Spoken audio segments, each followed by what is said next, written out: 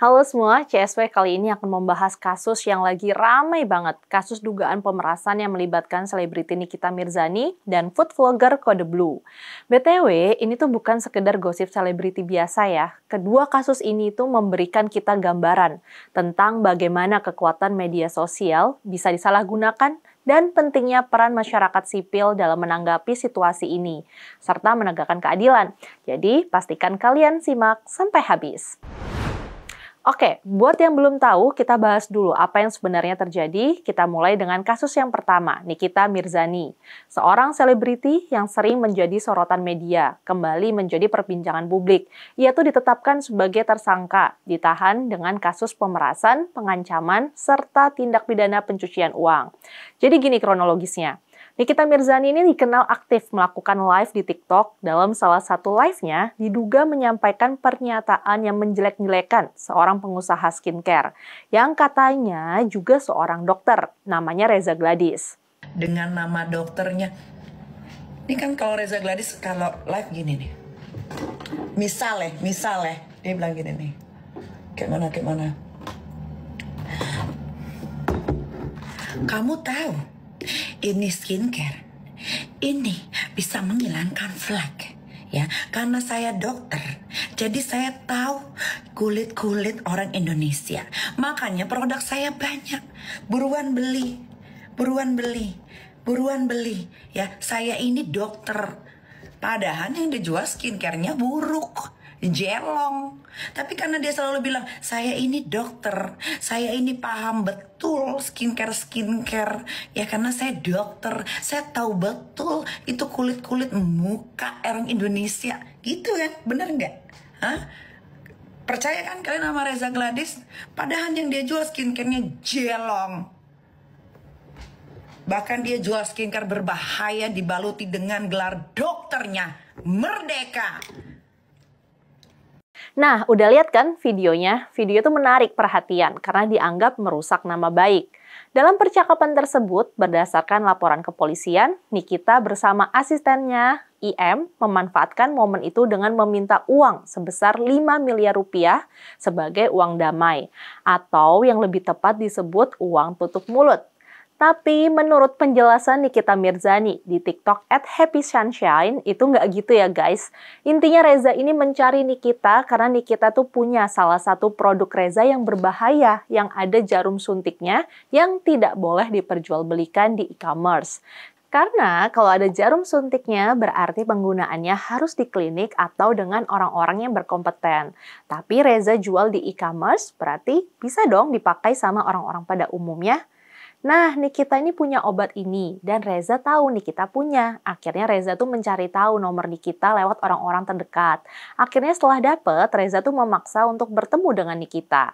Akhirnya dikasihlah nomor asistennya yang bernama Mail. Setelah diberikan nomor Mail ke Reza, Reza tuh berulang kali telepon ke Mail tapi tidak respons. Setelah berkali-kali, baru diangkat. Dan terjadi pembicaraan kalau Reza itu sudah 1 bulan tidak berjualan. Soalnya dengan adanya omongan Nikita, apalagi kalau dia posting, orang itu pasti percaya.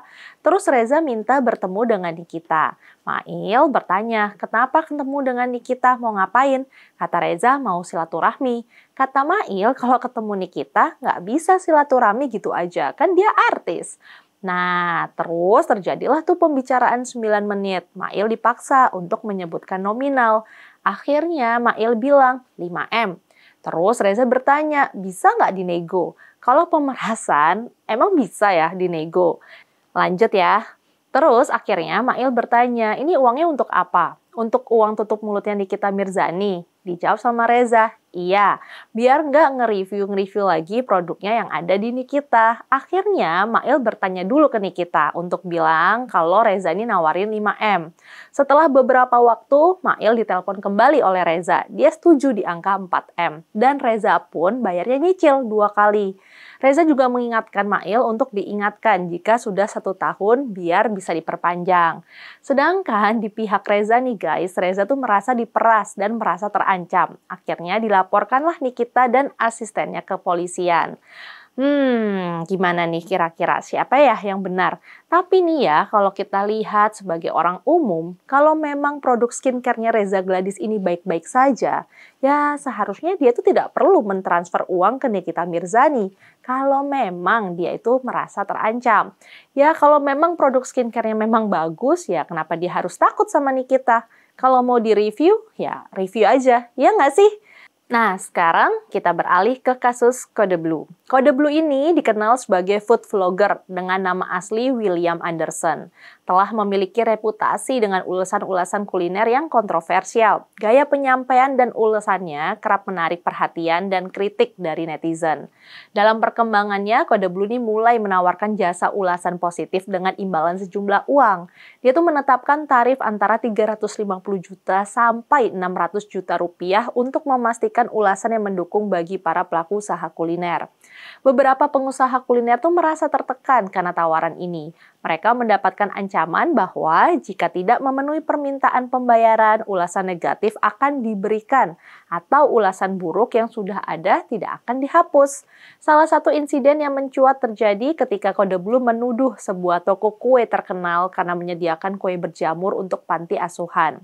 Tuduhan itu langsung menyebar dan menimbulkan keributan di media sosial. Pihak toko kue dan beberapa pihak independen segera melakukan verifikasi. Hasilnya, tuduhan itu terbukti tidak berdasar.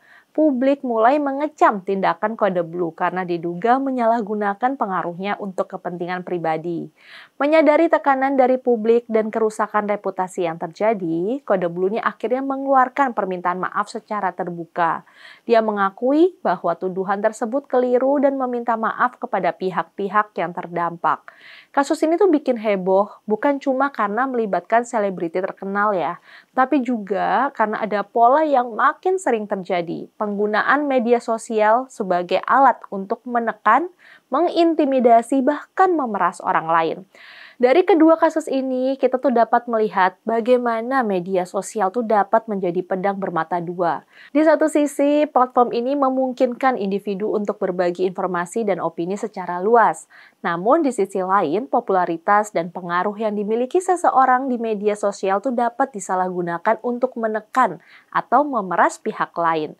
Influencer atau content creator dengan jumlah pengikut yang besar memiliki kekuatan untuk membentuk opini publik. Ketika kekuatan ini disalahgunakan, dampaknya bisa sangat merugikan bagi individu atau bisnis yang menjadi sasaran.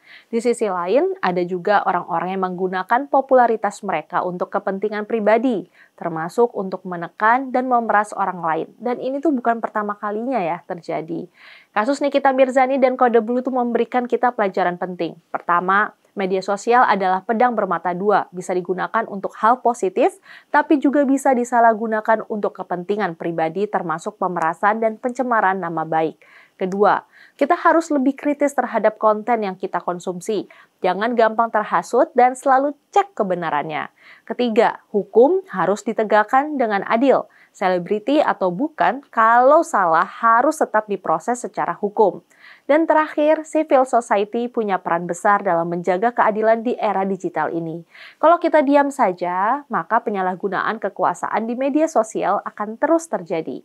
Oke teman-teman, demikian pembahasan kita soal Nikita Mirzani, Kode Blue, dan bagaimana kita sebagai civil society bisa berperan. Kasus ini jadi pengingat buat kita semua bahwa popularitas nggak bisa jadi alasan untuk berbuat seenaknya. Hukum harus tetap ditegakkan, dan kita sebagai masyarakat harus selalu kritis serta mendukung kebenaran. Kalau kalian punya pendapat soal kasus ini, tulis di kolom komentar ya, biar kita bahas terus ngobrolin hal-hal menarik lainnya. Saya, Rizka Putri Abner, undur diri. Sampai ketemu di video selanjutnya.